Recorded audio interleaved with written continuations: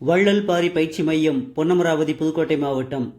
முதுகலை தமிழாசிரியர் பணிக்கான பயிற்சி வகுப்பு. தொடர்பு கொள்ள வேண்டிய அலைபேசி எண் 8438460253. தொல்காப்பியம் மெய்ப்பாட்டியல். மெய்ப்பாடுகள்.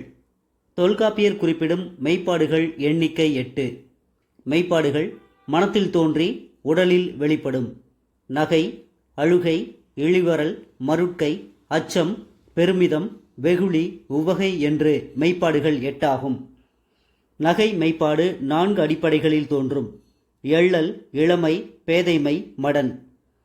அழுகை மெய்ப்பாடு 4 அடிப்படைகளில் தோன்றும். இழிவு, இழவு, அசைவு, வறுமை. இழிவரல் மெய்ப்பாடு 4 அடிப்படைகளில் தோன்றும். மூப்பு, பிணி, வருத்தம், மென்மை. மருட்கை மெய்ப்பாடு 4 அடிப்படைகளில் தோன்றும்.